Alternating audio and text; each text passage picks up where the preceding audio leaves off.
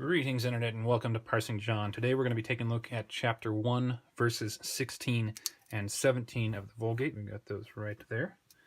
Here is our rubric. You should remind yourself of all the different things that we're looking for as we parse it. Let's put this down in the corner, and let's start reading. Et de plenitudine eius nos omnes accepimus et gratiam pro gratia, quia lex per Moisen data est gratia et veritas per Iesum Christum facta est. So far the text. All right, let's go ahead and take a look at our first clause, see if you can find our verb. It's going to be right there, accepimus. Imus here is going to be a first person, and it is a plural ending. Cipio, cipere, cepi. This is probably going to be perfect in tense, and naturally active and indicative. If it were passive, we'd see an R right there. And this one just means received. I think that's how it's spelled. Or have received. All right, we have received.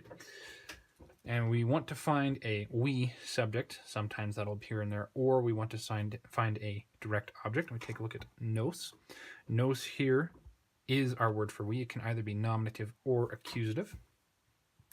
And it makes most sense for it to be nominative with this, mus. All right, so nominative and plural by the nature of its meaning. Masculine or feminine, we can't tell. Not that it matters very much. All right, so one option for a direct object is omnes here.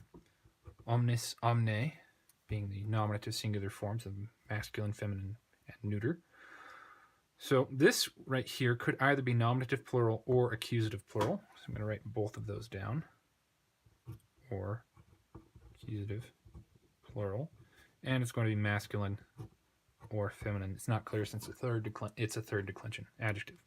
All right, so we all right, going back to the beginning of our sentence, we've got et and, which tells us that this verse is closely connected with verse 15. So we should keep in mind whatever our translation of this is, it has verse 15 and therefore also verse 14 have some bearing on what all of this means. All right, de platitudine eius. De is a preposition. It's going to take the ablative case in its object. Take a look at these. Right there is an ablative singular for the third declension. Eius is definitely not ablative. It comes from is. No, that's Greek. Id, and it is the genitive singular form. We don't know the gender on that because all three genders share the same form in the genitive for that word. All right, so platitudine has to be our object, so that ends the prepositional phrase, and that's going to be singular. And I definitely don't know the gender of this word.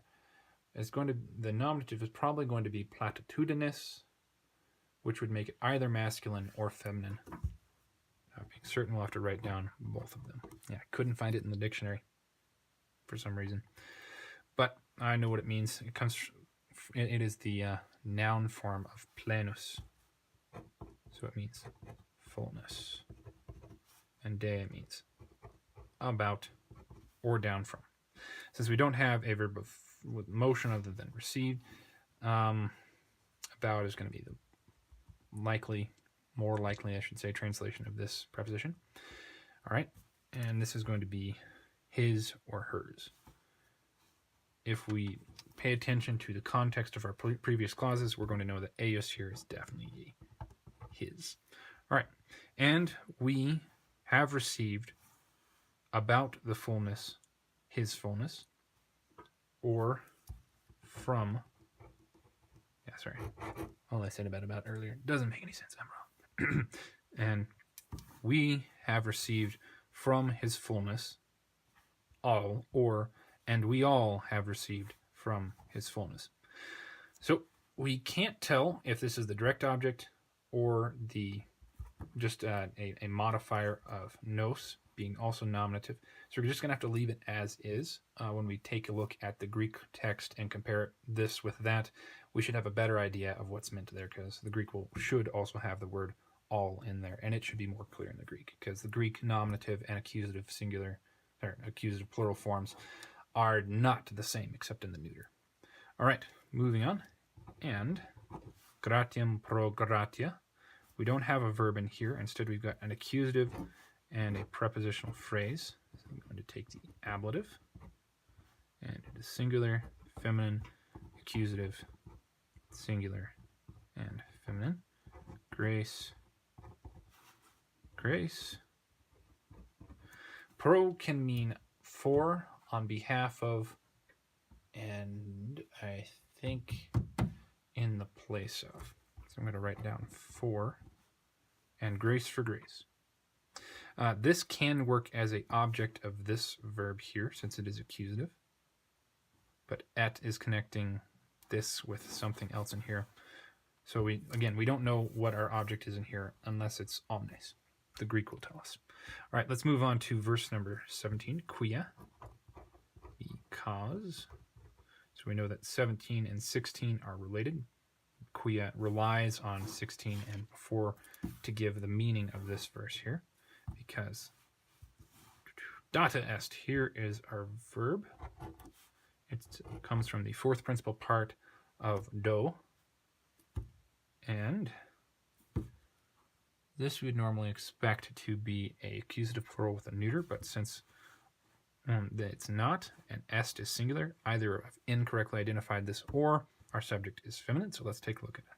Back. Mosen is the object of per, so that's not our subject. Lex here, though, we do find our subject. That's going to be nominative, and it is singular. Can't be nominative, accusative at the same time. And it is feminine, so that confirms that this has to be feminine, and it is nominative naturally. It can't really be anything else. It is a third person, singular, perfect, active, indicative, has been given.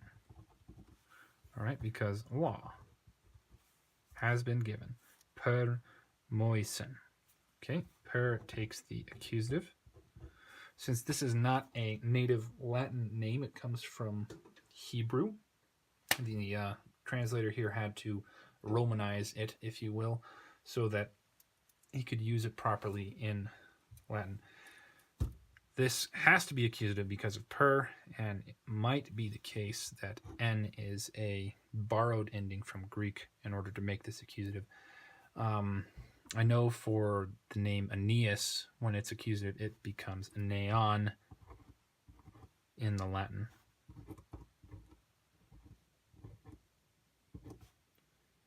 So that could be what's happening here, but I'm not sure. So that would be singular and naturally masculine. Through. Moses. All right, because law has been given through Moses. Gratia et veritas per Jesum Christum facta est. Here is our next verb. Got a third person, singular, and it is perfect. No, passive. Yeah, I said active. It is, sorry, passive. Mislabeled that one. All right, and this is clearly feminine in form and has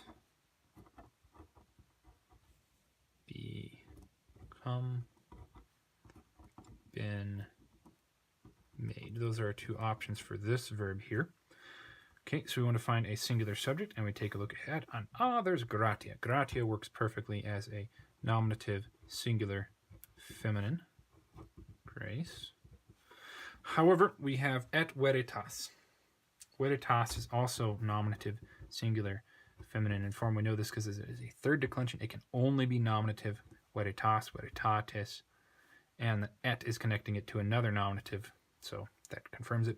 So we've got two singular nouns, but we've also got a singular verb, and it has to take both of these as subject. That's not a normal thing to do.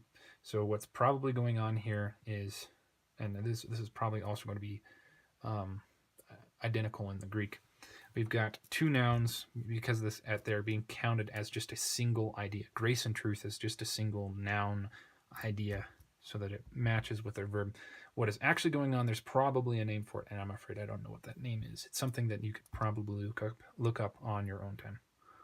And truth. Sorry. Lack of knowledge on my part. Okay. Prepositional phrase. Per Jesum Christum. Verb's right there, so the prepositional phrase ends there. Got and per takes the accusative.